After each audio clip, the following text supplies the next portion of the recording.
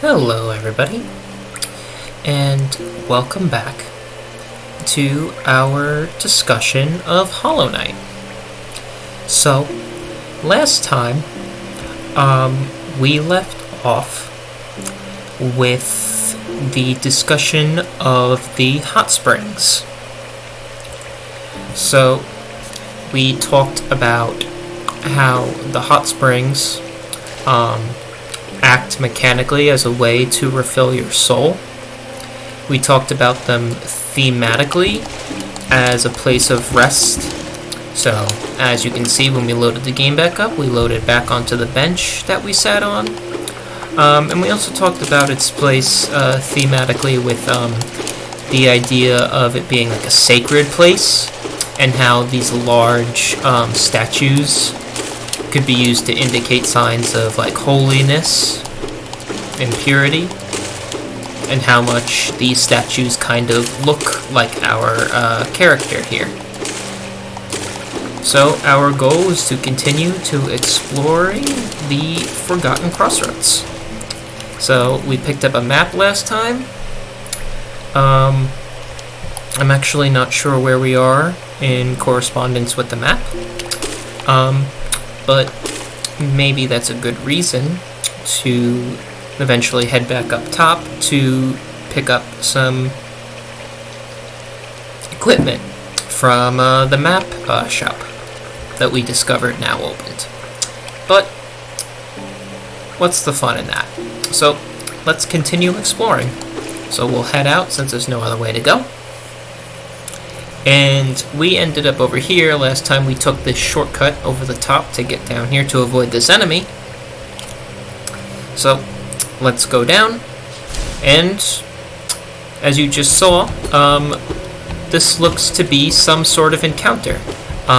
We are locked in this room. We cannot leave. And the enemy is flying around trying to hurt us. So, the only thing that could possibly come from this, thinking about it, is we're locked in the room and there's an enemy. Since we're locked in here, the only thing we can do is fight it. So let's go punch it.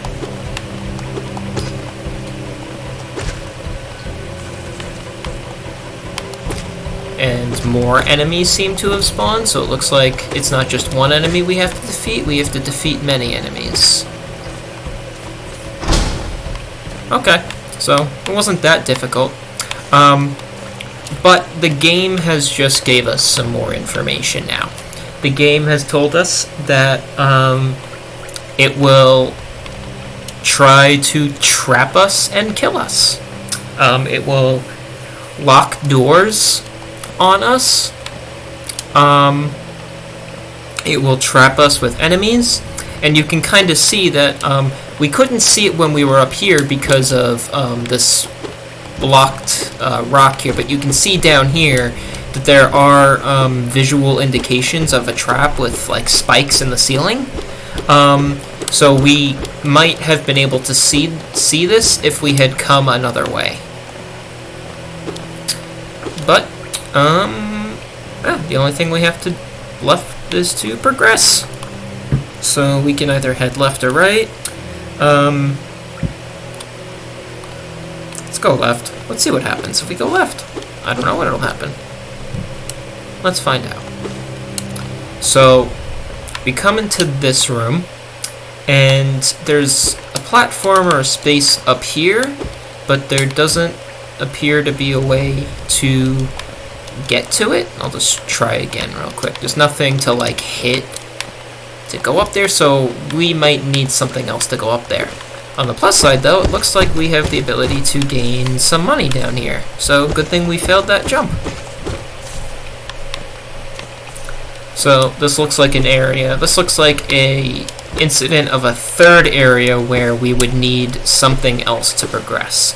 So, to recap, we have one way to go in which we need a ranged enemy to pass. We need one way to go in which we can break the ground. And we need one way to go in which, I don't know, maybe we can dash or we can double jump or something to that effect. We need another way to get up there.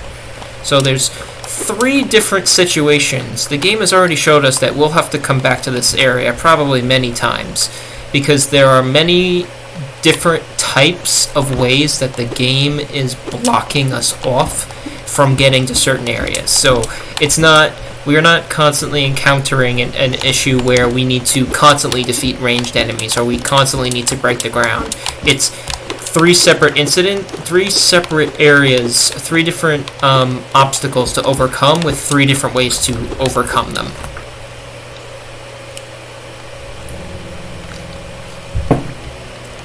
So we're going to have to come back. It looks like our friend here decided to come back, and the trap didn't reactivate, so it looks like a trap will only activate once. Good to know. So let's see what we have here. So, looking up, that looks like something we can get. We talked about this when it came to Super Mario Brothers, and we talked about it with the coins and other objectives. That thing, whatever that thing is, I don't know what it is. Technically it's moving, but for our understanding of moving, it's not like this enemy where it's patrolling, it's just kind of floating there. And it's kind of shining and glowing.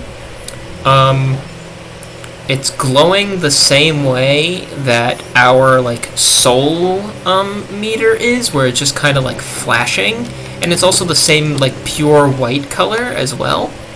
So that sort of indicates to us that maybe that's something good to collect. Can we get to that? It doesn't look like it. It looks like, again, we're in a situation where we need something, a little more boost to our jumps in order to get. And again, here's just the game giving us more things to block us off for. The game's not really giving us a lot to do. I gotta say, everything that's interesting, the game's kind of blocked us off from getting access to. Hopefully we find something soon, because I would very much like to progress a little bit.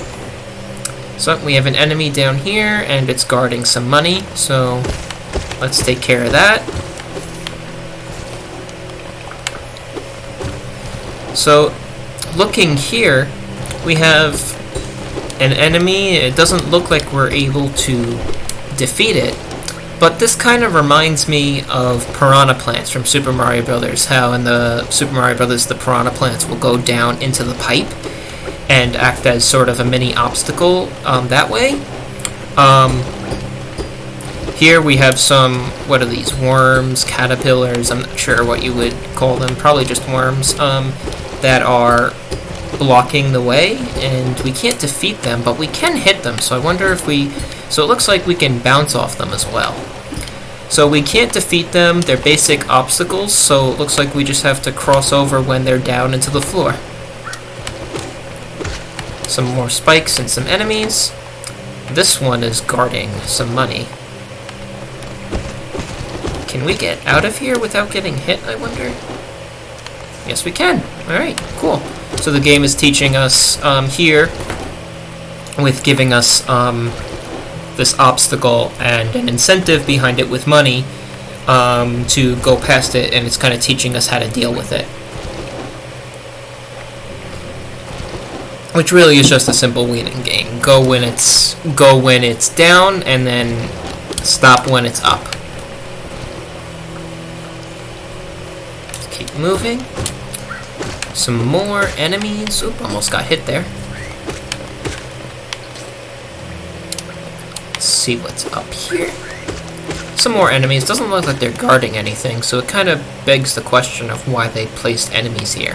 If there was some sort of another ore vein, or maybe one of those grubs in the glass, I would understand there being enemies here, but this doesn't, at least at first glance, it doesn't appear that anything is here, so it's just kind of well, why are there enemies?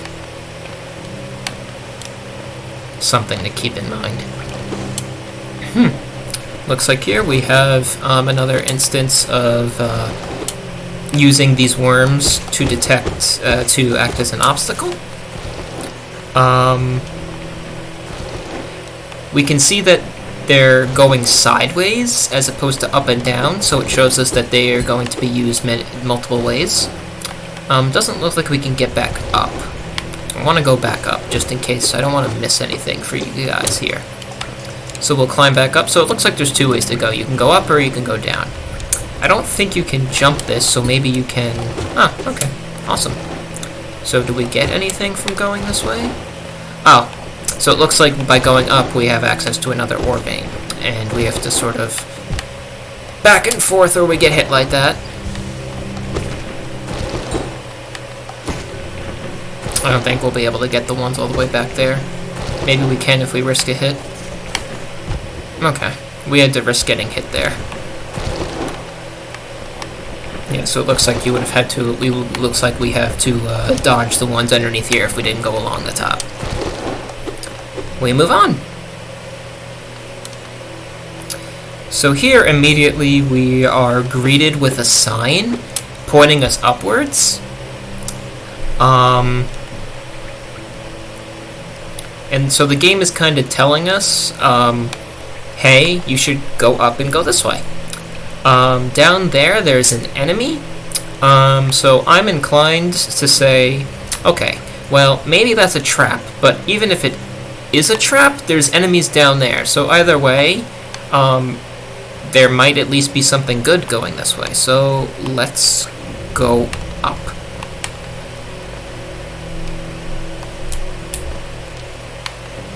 And here we have that sign again. So the thing pointed us upwards, and now it's pointing us this way.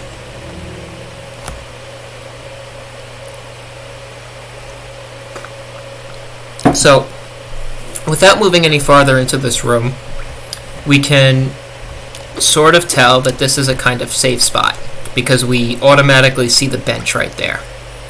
What is a little disconcerting is that we walked into the room and it's dark.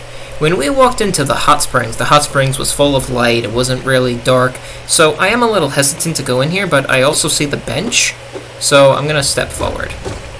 Okay, so the room is just dark. It doesn't look like there are any enemies in here, so the room is just naturally dark, and the game is playing with us a little bit. So let's see what's over here. So just like when we talked with other characters, we have this inspect. So we can see this. The toll machine with a symbol of a stag, probably referring to, what are they called, stag beetles? Insert geo. So now we are made aware, this is the first time we are made aware of the name of the currency in this game, so now we know that they're called geo. So immediately we have to think about, what is a toll machine? If you've ever been on a road trip, you know that if you're traveling like between states or on specific, roads, you'll have to pay a toll to cross them. And that's paying money for the use of like traveling, so roads or services. Here, it's telling us that there's a toll, and with the symbol of a stag, so we might be traveling with, I don't know, what, stag beetle? I'm not quite sure. So, why don't we just give it a shot? Let's see what happens. So we pay the fine. That disappears. That opens up, and there's a bell. Huh. Okay. So let's take a look at this bell real quick. I think it's obvious what we need to do, but let's just quickly refresh why we think it's obvious. So here we have some sort of item, an object. It is not moving, it is not threatening, and it is shining just the same way that the geo or any other objectives are. So we click and smack it. Oh, okay. So here, that is a stag beetle. And you can see it has some seats on the back. So this is a traveling stag beetle, and it looks like it's basically like a taxi service, I would guess. The Last Stag. Greetings, little one. It's been an age since I last heard the ringing of a station bell. It echoed down the stagways and called me to you. I've grown stiff and tired over these many years, and I've forgotten much, but the sound of the bell will always call me back. These stagways stretch to the depths of Hollow Nest. If you want to travel them, hail me from the platform. I will take you where you need to go. Oh, okay. So it looks like the game is giving us some sort of travel system, and it's already told us many things. So the first thing is that this is called a stag station.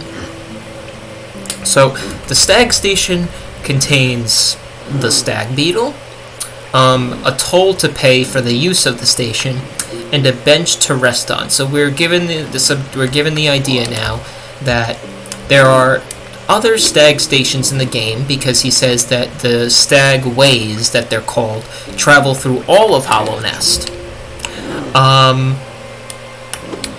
We'll have to pay a fee to use him every time we encounter a stag station, but this allows us to travel deeper and throughout the game. So now, instead of having to travel between each area, it looks like the game is giving us a way to quickly get between each area. Now, it looks like Dirtmouth is the town that we were exploring before we even got down here. So it looks like we can go back to the start. So why don't we explore? Because it says that there's a station in the town. I didn't remember seeing a station in the town because everything was closed. So let's see here. So it looks like we don't have to pay for this stag station. There is no bench here. Okay, so we have an elevator that takes us up. We can't leave just yet, but it looks like there's a switch, and then, okay, that opens the door. And look where we are. We are back in Dirtmouth. And there's our trusty friend, the bench. So that's probably why there's not a bench in that station. I never thought I'd see such a thing. The stag station has opened. That building lay silent since before even my time. Oh, I've heard the tales of the glorious lines. A web of tunnels running all through the kingdom. Not that I'll be willing to travel them, mind you. I'm quite content where I am. So here, we're reinforcing the idea of how ancient this kingdom is, and how old these stag stations are. These stag stations are so old that, first off, the Elderbug has been alive, just like we talked about how there's been ruins since Elderbug has been alive. The stag stations have been closed since Elderbug was alive. So these stations are extremely old and just play into the more of the aspects of like them being ruins and forgotten in time. On top of that, the stag beetle himself says that he's forgotten a lot of things. And he's also called the last stag. So he is the last remaining stag beetle of what I guess would be a race of stag beetles. So kind of makes you wonder, where are all of the stag beetles then? Where did they go? Did they all die? What happened to them? What happened to their entire civilization, almost? I mean, they're a group of bugs just like the rest of the citizens of this fallen kingdom are. What happened to them? Why is there only one left if he's called the last stag? So that's more like story-wise, so it doesn't help us necessarily in our analysis 100%. What this does help us with is it helps us mechanically and helps the player move around between places. So we've only ever been to the town and we've been to the Forgotten Crossroads, so those are the things that are open to us. It looked like when we had that map open that there were many different places to go, so it looks like we'll have to pay tolls to unlock stag stations as we progress further through the game. I'm not sure we'll ever get to the point where we're getting to other levels with our analysis, because we have a lot to go over with just the first level. But this is good to know. So the player, it becomes intuitive for the player, because the player unlocks the stag station and then they're able to move between the first two places that they've already been. So both the Elderbug and the last stag tell us that the tunnels run all throughout the kingdom. So we know that there are more to unlock, and the map sort of gives us that indication. Before we go back down, what we should do is, it looks like this building is open as well, so why don't we go take a peek? Izelda. So Izelda is the wife of what's his name? Cornifer? That we met earlier. So this must be the map shop. Come to buy a map, have you? It's really my husband you should be dealing with, but what a surprise, he's headed down below. He'll pop back up occasionally to deliver new maps for the store, but I do wish he'd spend a little more time up here. I have not much interest in retail myself. Now let's see what he has for me to sell. So before we look at what she has to sell, we're now given information about how the maps work, and it looks like if for some reason we can't find Cornifer, he'll pop back into the shop and then we can buy a map for an area. So if we ever miss Cornifer for whatever reason, it looks like we'll be able to come back. And this is good that the game is telling us this the first time we come into the shop. So it's like, okay, we have mapping supplies, and if you miss any maps, come back up here and we'll get them, and you'll be able to buy them. So let's see what she has to sell. You can also notice, just to point it out, she doesn't seem to enjoy doing this. You know, she says that she doesn't like retail and she wishes her husband was around more. Just something to note about sort of like the dreariness of like, this is a lonely world. Cornifer's out having the time of his life exploring and, you know, making maps, and here's his wife just like, yeah, I'm stuck at the shop. Wayward Compass, highly recommended. If you have trouble finding your way in the maze of ruins below us, try this charm. So we picked up a charm earlier, and it's one of those things that we can equip. It will pinpoint your location on your map, incredibly helpful for finding your bearings in unfamiliar locations. So that's interesting. So this will show us where we are on the map. Quill. You'll need this if you want to update your map with new areas as you explore. It's essential for anyone serious about mapping. So Cornifer told us that his maps were incomplete. It looks like with this quill we'll be able to actually update the map ourselves. It looked like there were several missing things on the map. This allows us to adjust that. So these two items right off the bat, this compass shows us exactly where we are on a map, and then this allows us to update the map. So I think, just speaking in terms of like buying upgrades, I think that the game developers did a good job of sort of presenting the priority of items in which you should buy, because when you're exploring areas, you want to know where you are, and you want to be able to know where you are. You want to be able to make sure you understand your bearings and your surroundings. And the first two things that you see is we have a charm that tells us where we are specifically are, and then we have a quill that allows us to update the map. So these are the very important items, and they're placed at the very top of this shopkeeper's list, that even without saying anything, it's like, okay, these things seem really good and they're a priority, and we're going to shove them in your face the first thing you see when you open the map. Bench pin. These pins will mark benches and other rest spots on your map. Useful if you're exhausted and just need to find somewhere to sit. So obviously the bench is one of the hallmark objectives, one of the landmarks rather. You always want to be finding a bench to sit, rest your health, create a save point for your character. So being able to locate these is great. Cocoon pin. Have you seen those beautiful cocoon pins? I made these pins so you can keep track of them. The cocoons are pretty but very delicate. Please be careful around them. So we learned that those blue cocoons were those things that we smacked, and then they popped out these little midget things, and when we smacked them we got like extra health. So it looks like these are just a way to keep track of extra health. Vendor pin. Use these pins to mark shopkeepers or any other interesting bugs you find on your travels. Every so often you should pass by and see how they're doing. I'm sure they'd like that. So here the game is giving us the ability to re-find our shopkeepers. So people like Esmeralda, if we forget where she is. And the game gives us a subtle little hints that you should come back and see NPCs over again. I think that's a clever way to do this, because the game is like, if you haven't figured it out by now, the game is explicitly telling you, hey, there are some important characters and you should talk with them and learn more about the world and figure out your surroundings. Stagway pin. These pins will mark any stagway stations you visited. They must have been lively places when the stags still traveled through them.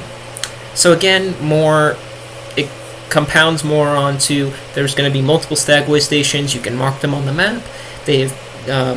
And it talks about them in past tense. Hot Springs pin. I designed these pins to keep track of Kingdom's hot springs. I haven't visited any myself. I wonder if Cornifer would take me sometime. I'm sure you'd make better use of these pins till then. So we talked about the hot spring. This will show us where the hot springs are if we buy it. Scarab marker. These markers are new additions to the shop. You can use them to mark interesting spots on your map.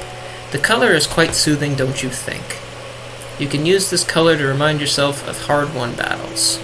So it looks like these are for marking things on the map that won't be any of these things. So if you find something that's not necessarily a hot spring or a stagway and you want to like mark something, it looks like that's what those are used for.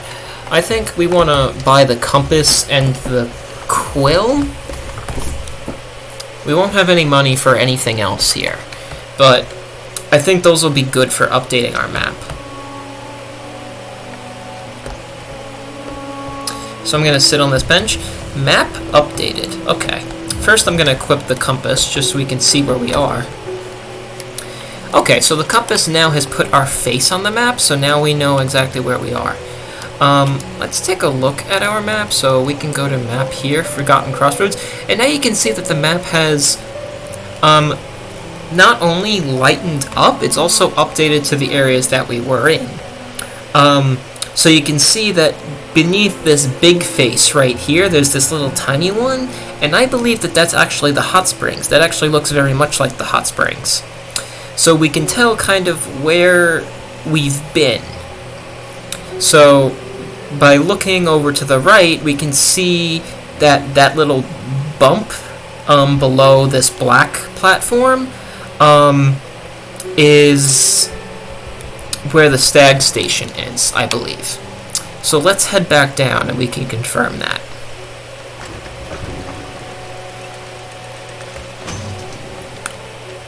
So I guess we can head back down to the Forgotten Crossroads. And yeah, we are there. We can sit at the bench to save where we are. And I think that the game is implying now that we should visit whatever that face is. So we should find our way up there, and that'll be easy with our updated map. So it looks like it's just right above where we are. Some basic enemies to deal with. Oh!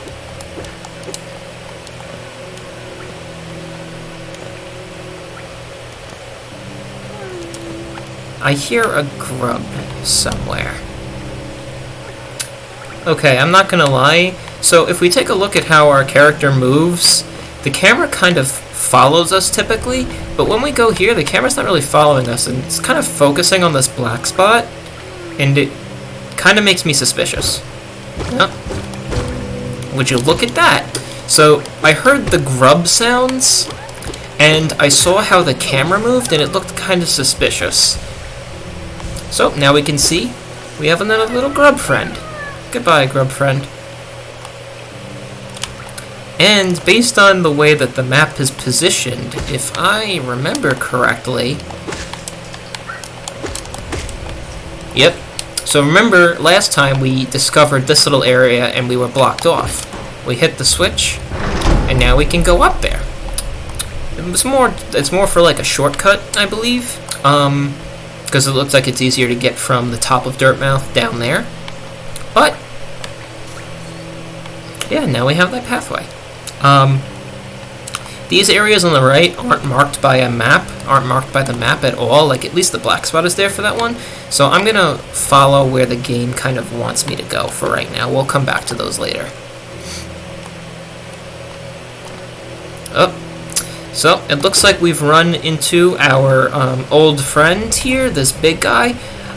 We talked about in class how this guy is really tough and is a really powerful enemy, so let's see what we can do to deal with him.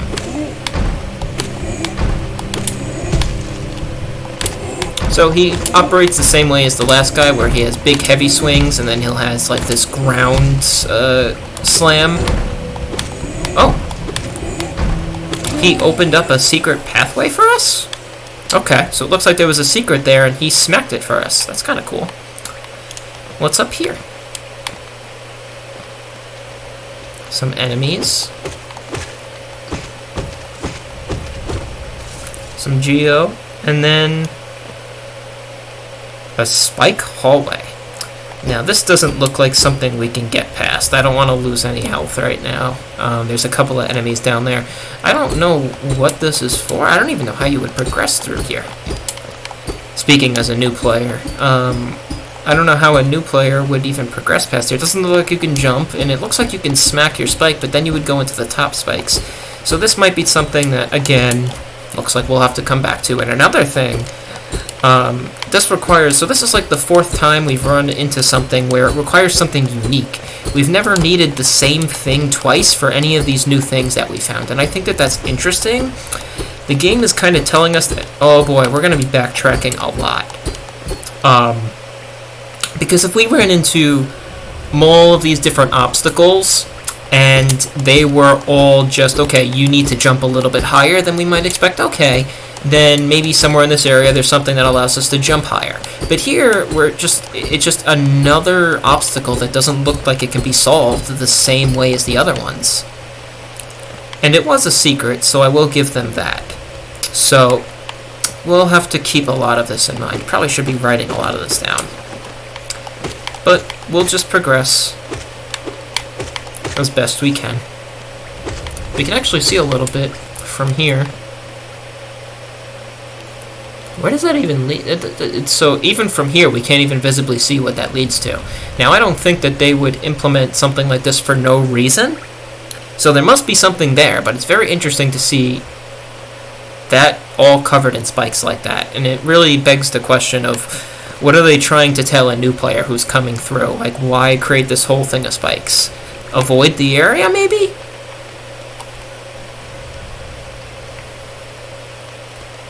So it looks like we've made it to the room with the face. So I'm going to point out that this room is extremely large for some reason. And this thing is blocked off. So we're going to maybe need to find a switch. But this room seems very big. Like, there's all this empty space, and there's not an apparent reason why as soon as we walk into the room. But it does look like we can get up here.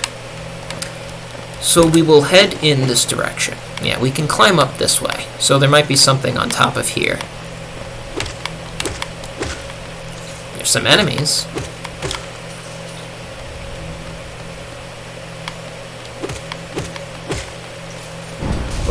Oh, okay, and we're fighting. The False Knight. Okay, so first thing we notice, he's very big. He is very, very big. He's big in certain ways. So like, he's very fat. Like, let's just say he's very well endowed. Oof, he hurts. But he doesn't necessarily have like a big head. One of the things that games will do to make enemies appear larger than they might actually be, because if we lined if we lined up our character with him, I think he's about like 2 of us. So it's not necessarily that he's large in like height, but he's definitely large. I'm gonna have to hit him to recover some soul to heal up. But if you notice, his body is very large and his head is very small, and that's a technique that artists will use to make characters appear bigger than they are, is to give them a big body and a smaller head. So we smack him around enough, and it looks like there's this glowing enemy inside of him. Oh, and now he's smacking the floor. Oh boy. So I've just noticed that we gained the soul from smacking the head, but not the armor. So the game is communicating to us that if we want to heal or gain any soul, that we need to attack the head, and that means we need to be aggressive, because when we take damage, we need to heal. But we can't heal unless we hit the boss. So this isn't like the other enemies where we can hit them, run away, and heal. We need to actively be engaged with this boss. And it looks like whenever we hit his head enough, he'll get angry and smack the floor around a lot, and those projectiles will fall. Something tells me that hammer will do a lot of damage if we let it hit us. So he has the shockwaves and the animations of that big enemy that we saw with the club.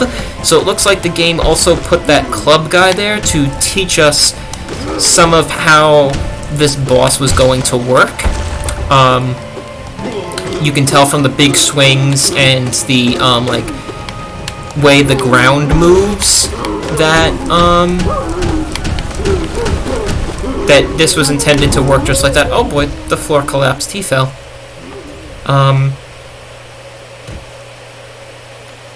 He's not really moving, so is he just gonna... I don't want to get killed, but if you can take a look at his design, it looks like he's just sort of wedged into this suit. Woof! That was an explosion. Okay. So, he dropped an item, it's called the City Crest. If you remember when we were about to leave the area with the ranged enemy, it said something about a city. And his club is walking away from us. Okay. Okay. Goodbye. So let's take a look at him, because he is a very interesting design. So his head, he has sort of the opposite thing going on. So we were just discussing that this enemy has a big, fat body, and then a smaller head. The head looks bigger than it actually is because of the horns, but the head is quite small compared to the rest of the body.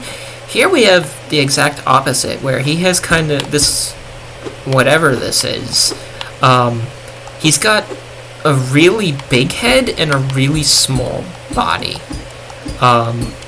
So this kind of has the opposite effect, where it's making us, where he looks kind of smaller than he actually is.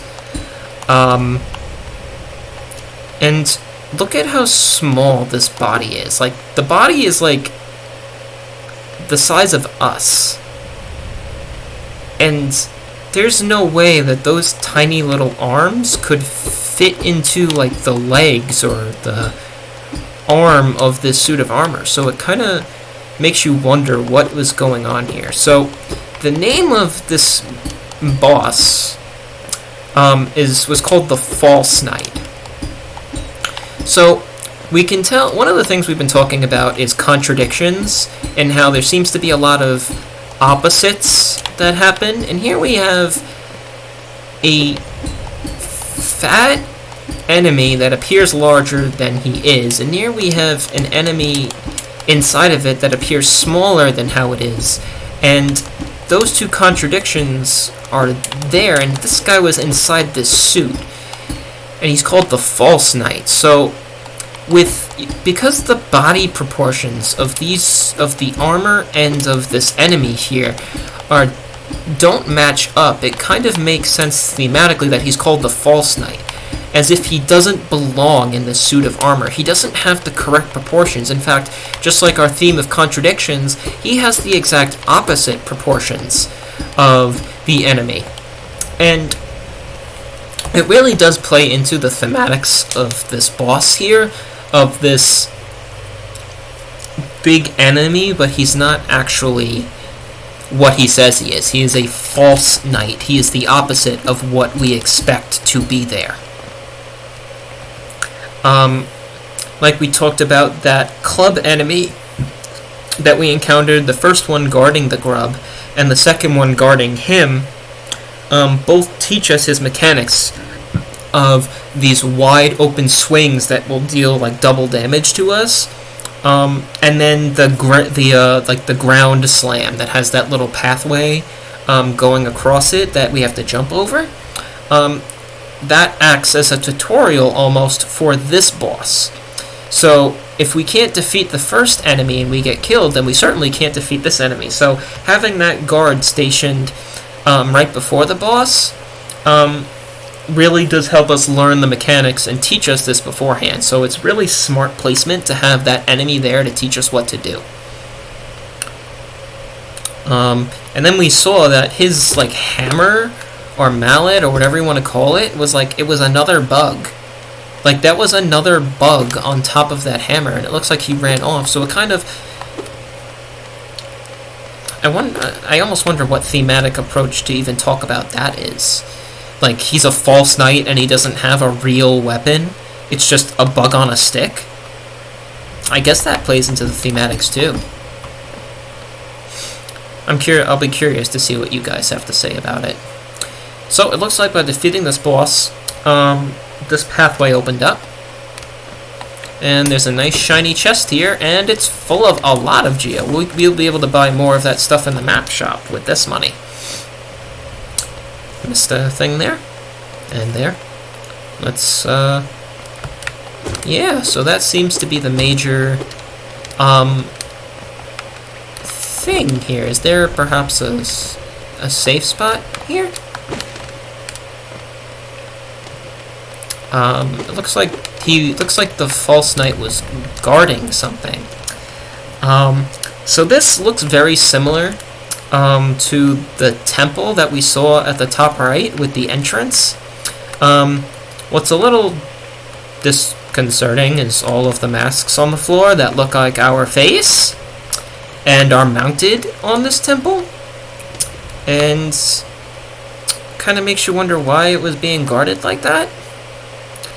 So it looks like there's a bench here, which is a nice save spot. Let's take a quick look at the map. So it looks like, yeah, so this area over here wasn't lighted up. But now that we're here, we've filled it in. And it looks like we have a nice little NPC that we can talk to. But I think that this is enough for one class session. Having explored what looks to be almost the majority of the Forgotten Crossroads at this point. So to recap, we discovered the stag stations. So the game has given us ways to progress and travel between areas. So we talked about how with all the different obstacles that we've had to overcome that we're going to need maybe additional resources or items for, we'll have to backtrack. And the stagways offer us a good way to travel back and forth whenever we finally progress past the Forgotten Crossroads. We have the shop, which allowed us to upgrade our map, so allowed us to upgrade our characters. And that kind of leads us to believe that later on there'll be more shops and maybe we'll be able to buy different things and upgrade more items. And then we encountered our first boss encounter, in which the game used other smaller enemies to teach us how to defeat the boss, and then also did a good job of communicating how to actually fight the boss. So yeah, there was plenty of things to talk about this episode. I'll be curious to see what you guys have to say when I post this for your assignment. We will explore our little friend over here in the next class session. So make sure to check Moodle for the assignment. And yeah, I will see you guys next time.